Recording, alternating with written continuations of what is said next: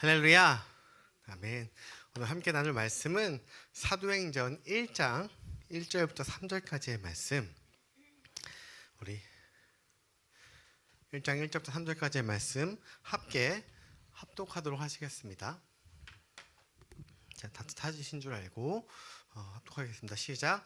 데오빌로여, 내가 먼저 쓴 글에는 무릇 예수께서 행하시며 가르치시기를 시작하심으로부터 그가 택하신 사도들에게 성령으로 명하시고 승천하신 날까지의 일을 기록하였노라. 그가 고난받으신 후에 또한 그들에게 확실한 많은 증거로 친히 살아계심을 나타내사 40일 동안 그들에게 보이시며 하나님 나라의 일을 말씀하시니라. 아멘. 할렐루야. 아멘. 오늘은 사도행전 1장 1절부터 3절까지의 말씀을 가지고 성령의 순서라는 주제를 가지고 말씀을 하려고 합니다.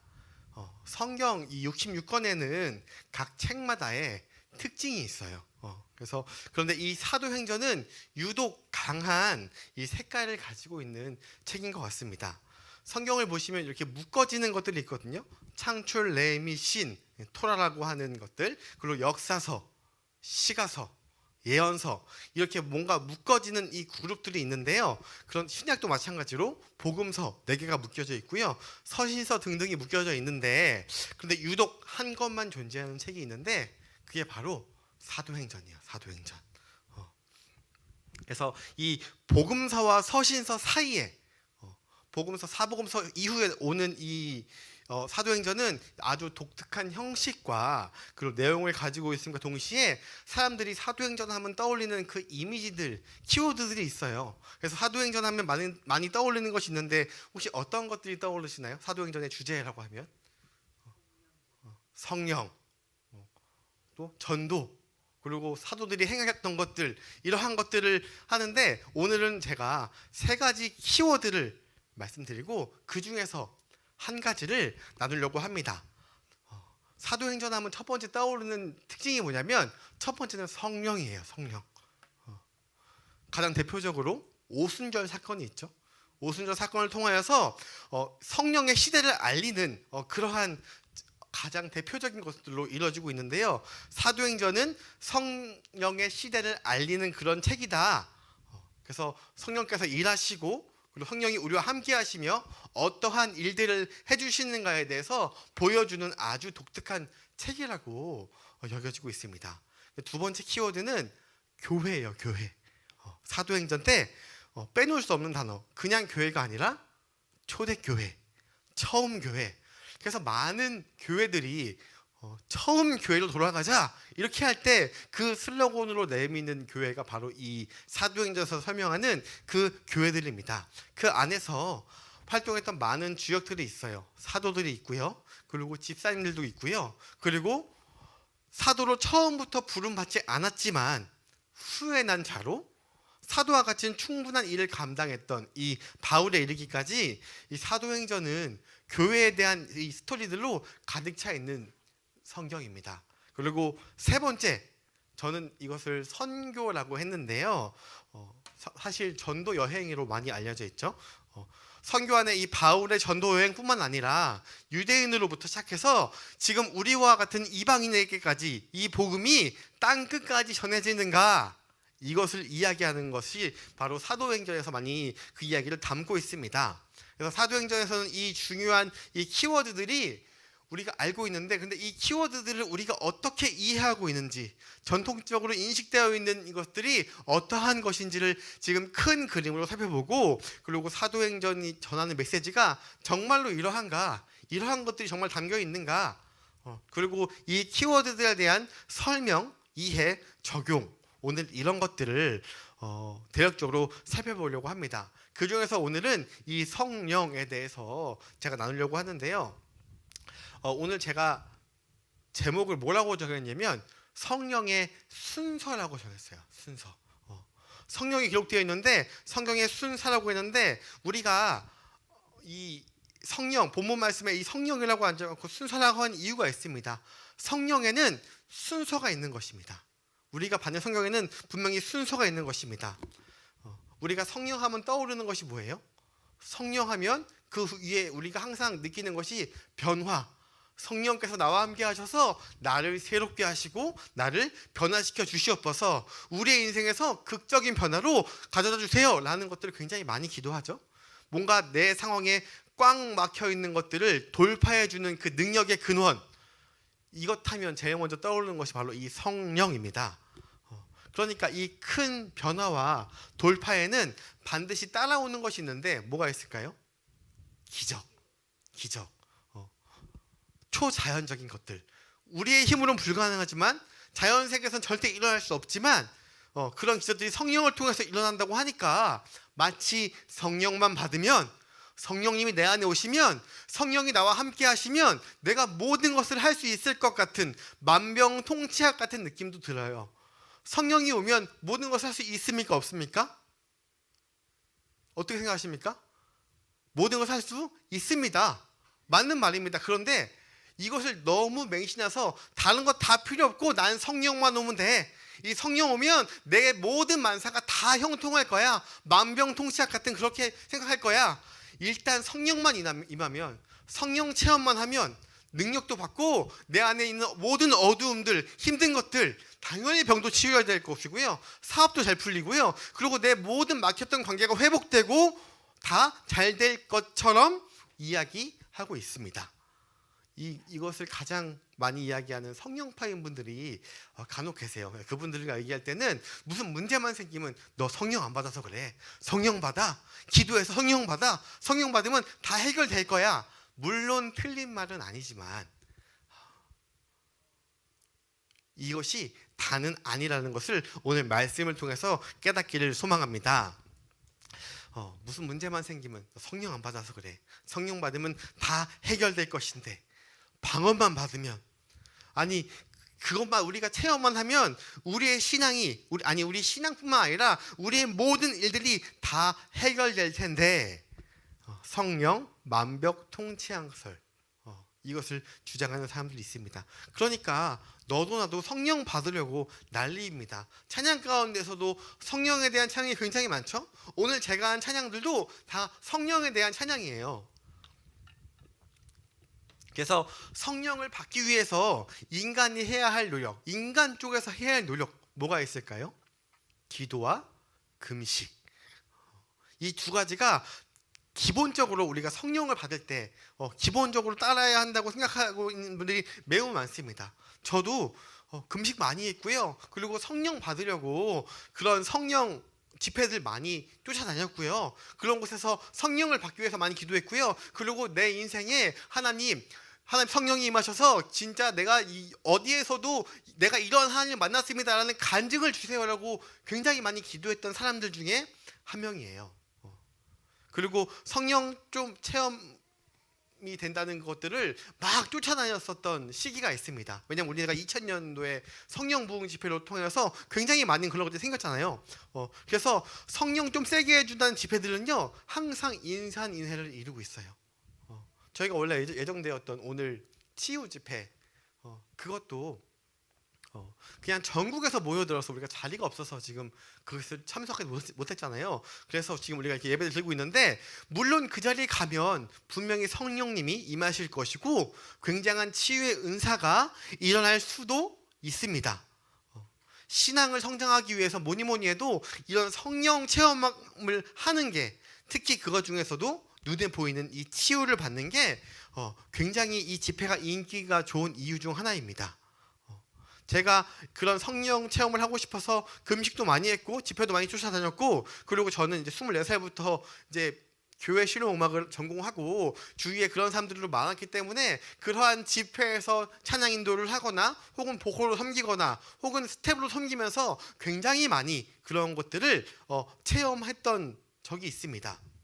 그런데 그러한 현상들 때문에 우리가 거기에만 몰두해 있으면, 혹은 그것들만 빠져 있으면 우리가 성령님을 변질되고 오해하고 타락해서 잘못된 관심을 가질 수 있습니다. 그래서 사도행전에서 쓰는 그러한 키워드들, 첫 번째, 성령이 기본적으로 우리 가운데 어떠한 일들을 하는가, 우리가 성령 하면 떠오르는 그런 기적적인 그런 이미지들 말고 그 외에 어떤 것들이 있는가, 아주 전통적인 개념들을 우리가 말씀을 통해서 나누려고 합니다. 우리가 보통 성령 하면 우리에게 어떻게 인식되어 있냐면 능력, 성령은 능력이 있고 그 능력 가운데 기적이 있고 그 기적을 체험하면은 모든 문제를 돌파할 수 있어. 성령 받으면 만병통치처럼 모든 게 해결될 수 있어. 이것이 우리의 기본적으로 성령을 가지고 있는 생각인데, 그런데 이 기적이 왜 일어나고 어떠한 경우에 일어나는지, 또 우리가 그런 성경의 기록에 대해서, 그 성경에도 많은 기적들이 일어나잖아요. 그 기록에 대해서 우리가 어떠한 마음과 태도로 접근해야 하는지를 다시금 우리의 신앙 가운데 정립할 필요가 있습니다. 그것을 가장 잘 가르쳐주는 책이 바로 이 사도행전이 될 것이에요. 그래서 이 사도행전을 잘 보면 복음서, 사복음서 뒤에 기록되어 있잖아요. 어마어마한 사복음서, 예수님의 생애와 가르침, 행하심, 그것들이 끝난 그 후에 이 사도행전이 나오는 것이에요. 그래서 오늘 본문이 이것을 너무 잘 설명하고 있는데요. 잘 보세요. 사도행전의 저자가 누구일까요? 누가가 썼는데요. 누가는 의사예요. 의사였던 누가가 썼는데 뭐라고 적혀 있냐면 1절에 데오빌로여, 내가 먼저 쓴 글에는, 이 사도행전을 쓰기 전에 먼저 쓴 글이 있다는 거예요. 그것이 뭘까요? 누가복음. 누가복음. 그 글에 무엇이 기록되어 있는지 그 뒤에 딱 두 절로 누가복음이 어떠한 것을 기록되어 있는지 일목요연하게 정리했습니다. 이것만 보면요, 누가가 딱 깔끔하게 정리해주고 있습니다.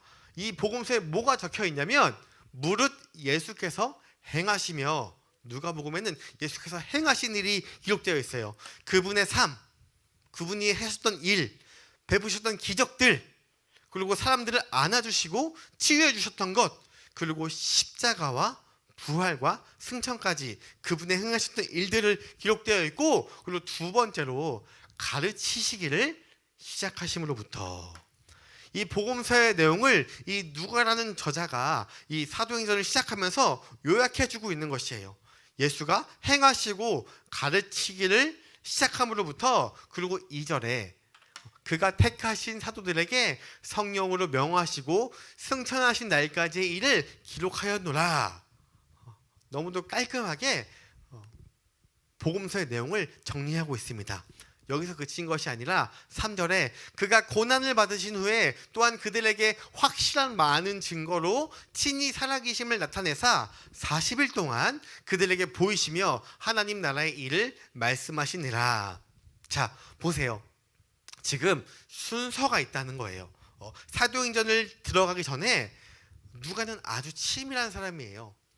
MBTI로 따지면 J, 계획형, 엄청나게 계획하고 치밀하게 정리의 왕입니다. 아주 세세하게 기록된 사람입니다. 그래서 순서대로 이야기하는 것이에요.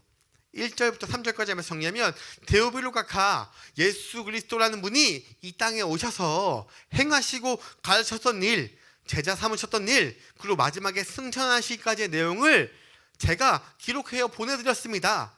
그리고 그 사이에 무슨 일이 있었냐면 40일 동안에 우리에게 확실한 증거를 보여주시면서 비록 그분이 고난을 받으셨지만 다시 오실 것을 약속하며 올라갔습니다 라고 지금 사도행전을 시작하고 있는 것입니다. 그러니까 우리가 이 순서를 기억해야 우리가 성령하면 성령 일단 받고 시작해. 성령 받아서 하늘에서 뚝 떨어지면 너의 모든 일들이 만사형통할 것이고, 혹은 그게 이루어지지 않더라도 너가 보는 눈이 바뀔 거야. 모든 것이 될 거야. 이것이 아니라 성령의 순서가 있다는 것이에요. 그러면 성령이 하시는 일이 무엇이 있을까요?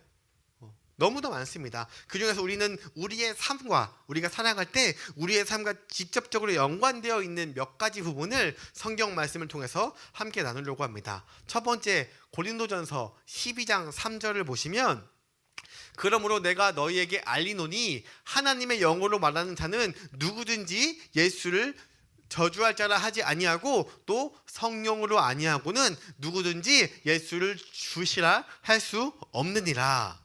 자, 예수님을 우리의 주인으로, 예수님이 하느님의 아들이셨구나, 예수님이 나의 죄를 위하여서 돌아가셨구나.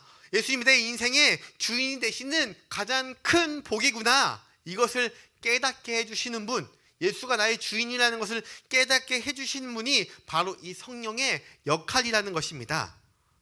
우리가 예수 그리스도의 보혈의 그 은혜로 말미암아서 하나님의 은혜를 우리가 구원받은 자로 지금 이 감격스러운 예배를 드릴 수 있는 원인, 이것을 누가 도와주셨냐면 성령이 도와주신 것입니다. 할렐루야. 기본적으로 이 성경이 성령에 대해서 뭐라고 하는지를 지금 짚어보고 있습니다. 다음 로마서 8장 26, 27절, 이거 저번 주에 나눴던 본문 말씀인데요. 이와 같이 성령도 우리의 연약함을 아시나니 우리는 마땅히 기도할 바를 알지 못하나 우리는 성령이 말할 수 없는 탄식으로 우리를 위하여 친히 간구하시니라. 성령은 어떤 역할을 하신다고요? 우리의 기도를 도와주시는 분입니다. 우리의 연약함을 도와주시는 분이에요. 27절에 마음을 살피는 이가 성령의 생각을 아시나니 이는 성령이 하나님의 뜻대로 성도를 위하여 간구하심이라. 우리를 위해서 기도해 주시고 우리의 기도를 도와주시고 우리의 연약함을 감싸주시는 분이 바로 이 성령님이시라는 것입니다. 또 로마서 14장 17절 말씀에 하나님의 나라는 먹는 것과 마시는 것이 아니요 오직 성령 안에 있는 의와 평강과 희락이라. 자, 우리에게 하나님의 나라를 알려주시는 게 바로 이 성령입니다. 하나님 나라에 있는 결과가, 우리가 하나님 나라에 있는 그 결과가 의와 평강과 희락이라는 것입니다. 비록 성령께서 우리에게 바로 이것을 바로 깨닫게 해주시고 우리의 삶에 이 의와 평강과 희락을 맺을 수 있도록 도와주시는 역할을 하고 있는 것입니다. 자, 마지막으로 한 구절 더 보면 에베소서 4장 3절 4절 말씀에 평안에 매는 줄로 성령이 하나 되신 것을 힘써 지키라. 그러니까 연합한다는 거예요. 연합을 이루시는 분이 성령이라는 거예요. 4절에 몸이 하나요 성령도 한 분이시니 이와 같이 너희가 부르심에 한 소망 안에서 부르심을 받았느니라. 이러한 일들을 하는 것이 바로 성령이십니다. 기적을 이루시는 분도 성령이시지만 이렇게 우리의 삶 가운데 하나님을 알게 하고 하나님을 경험하게 하고 이렇게 알게 하시는 분이 성령님이십니다. 그리고 물론 저희가 읽었던 아까 고린도전서 12장 13절을 보시면 성령을 통해서 우리가 은사를 받기도 해요. 성령의 9가지 은사를 받기도 합니다. 자, 이러한 다양한 성령께서 해주시는 일들이 성경에 여기저기서 기록되어 있는데요. 자, 우리가 거기서 보기 원하는 것은 예수님께서 이 복음서에서, 사복음서에서 직접적으로 승천하신 후에 성령에 대해서 설명하신 부분들이 있어요. 저희가 사도행전에서 보게 될 그 오순절 사건들, 그리고 그 사건과 다시 오심에 대해서 예수께서 미리 예언하시고 그것을 설명해 주신 부분들이 있는데 어디에 나와 있냐면 주로 그 내용들이 요한복음에 나와 있는데요. 요한복음 14장 16절을 보시면 내가 아버지께 구하겠으니 그가 또 다른 보혜사를 너희에게 주사 영원토록 너희와 함께 하리니. 자, 성령님이 오실 것이라는 약속을 주셨습니다.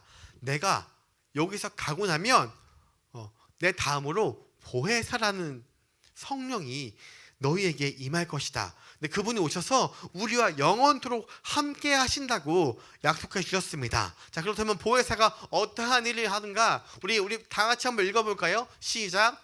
보혜사 곧 아버지께서 내 이름으로 보내실 성령, 그가 너희에게 모든 것을 가르치시고 내가 너희에게 말한 모든 것을 생각나게 하리라. 아멘. 성령의 역할, 예수께서 직접 성령님이 어떠한 일들을 하는지 직접 말씀해 주신 것, 우리에게 미리 가르쳐 주신 가장 중요한 역할이 뭐라고 기록되어 있냐면 성령께서, 예수님께서 직접 공생의 기간에 가르쳐 주신 것들, 말해 주신 것들, 보여주신 것들, 이런 것들을 생각나게 해주실 것이라는 것이 바로 예수님이 직접 언급해 주신 것이랍니다. 왜 생각나게 해주실 것이라고 했냐면 예수님이 이 땅에 살아가면서 성령님이 직접 가르쳐 주시기도 하는데 우리를 인도해 주시고 공급해 주시기도 하지만 그 위에 따라오는 설명들을 우리가 바로 알아야 돼요. 예수님이 말했던 것을 성령님이 기억하게 하시겠다. 이 사도행전이 어디 뒤에 있다고요? 사복음서 뒤에 나와 있잖아요. 그래서 이 1장과 2절에서 성령의 이 강림하심과 그리고 교회의 시작, 그리고 엄청난 서사가 이제 펼쳐질 건데, 그런데 이 얘기가 펼쳐지기 이전에 사복음서 뒤에 나온 이유도 있습니다.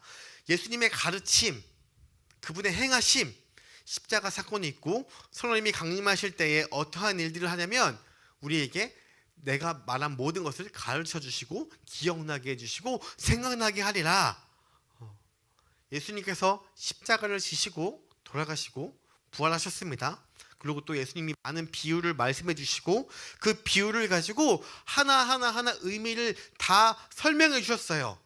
근데 문제는 뭐냐면 이때 당시에 예수님이 분명히 비유도 말씀해 주시고 풀이까지 해주셨는데 제자들이 그 말씀을 듣고 그것들을 깨달았을까요? 깨닫지 못했어요. 그 당시에는 아무리 말해도 모든 것을 정말 쉽게 설명해도 깨닫지 못했습니다. 그리고 그 십자가의 의미, 그 이후에 벌어질 일들, 예수님의 비유, 그 비유 하나하나 다 설명했지만 그때 당시에 이것을 제자들은 깨닫지 못했습니다. 복음서의 상황에서는 제자들이 단 하나도 이것을 이해하지 못했어요. 왜냐하면 그들에게는 창조주의 아들이 성육신해서 이 땅에 와서 가르쳐 주시고 이러한 것들, 지금이야 우리가 성경 66권을 다 볼 수 있고 정리가 잘 된 책이기 때문에 봤을 때 그렇구나, 혹은 우리가 봤을 때 그것을 전제하에 보기 때문에 그냥 당연히 이해하는 것이지, 그 당시에는 이게 이해하기 굉장히 어려운 내용들입니다. 제 아들은 몰랐어요. 그분이 직접 가르쳐 주시고 우리를 위하여서, 12제자들을 위하여서 행했던 일, 지금 우리에게 너무 당연했지만 그들에게는 절대 이해하지 못하는 내용들이었습니다. 예수님의 이 땅에 오신 것도, 왜 오신는지도 이해 못하고 우리의 왕이 될 줄 알고 찾아왔던 이 제자들이 이 보혜사라는 개념을 이해할 수 있을까요? 이해할 수 없었습니다. 그래서 제가 이렇게 아무것도 이해하지 못하고 또 감도 잡지 못했던 이 무지한 이 제자들, 이해를 아직도 못하고 있습니다. 예수님이 이 땅에 오셔서 보여주시고 가르쳐주시고 우리를 위하여 죽으시고 그리고 부활하시고 승천하신 이 모든 일들을, 모든 기적들을 다 봤지만 이해하지 못했는데, 이제 이 일을 생각나고 가르치시고 기억나게 하리라. 너희들이 내가 말했던 것을 때와 장소에 따라서 내가 이것이 어떠한 뜻인지, 예수님이 돌아가기 전에 이 얘기를 하시고 가셨는데 지금 상황에 와보니 이게 이 뜻이구나, 이게 이 상황에서 이렇게 쓰시려고 하셨구나 라는 것을 생각나게 해주시는 것이 바로 이 성령께서 하신다는 것이에요. 그렇다면 우리가 성령을 받는 것, 우리 안에 성령 받는 것 매우 중요한데, 이 성령을 받는 것 이전에 순서가 있다고 제가 말씀드렸는데요. 가장 먼저 중요한 것은 뭐냐면 우리가 그분의, 하나님의 가르침을 더 많이 알아야 되는 거예요. 그냥 성령만 딱 오면 내 모든 인생의 문제가, 내가 막혔던 모든 것들이, 내가 깨닫지 못했던 모든 것들이 갑자기 딱 깨닫는 것이 아니라 내가 말씀으로 나의 삶이, 나의 생각이, 나의 가치관이 차곡차곡 그때는 무슨 뜻인지 몰랐지만 말씀을 받고 받아서 내 안에 쌓였을 때에, 그때 성령이 오면 이 성령의 이 능력과, 그리고 아까 말했던 것, 나와 동행하시고 기억나게 하시고 모든 은혜를 주시고 이러한 것들을 다 생각나게 해주신다라는 것이에요. 그런 것 하나도 없이 그냥 나는 이 사도행전에 나오는 이 성령 나도 받을래, 그리고 떨렁 성령만 받으면 내 모든 문제가 해결될까요? 그렇지 않는다는 거예요. 성령이 말하는 메시지가 그게 아니라는 거예요. 분명 성령께서 직접 우리에게 말씀하시는 것들이 있습니다. 오늘 본문에서도 나와 있는데요. 그런데 그런 구절도 제가 설명을 했는데 너무도 많은 경우에 예수님께서 가르쳐 주신 내용을 알지 못하고, 예수님께서 말씀하신 것, 성경이 어떠한 것을 전달하려고 하는지, 성경이 무엇을 이야기하는지, 하나님이 오셔서 우리에게 무엇을 원하시는지를 모르고 그냥 덜렁 성령만 받아서 성령 체험만 해서 나아가면 어떠한 문제가 있느냐?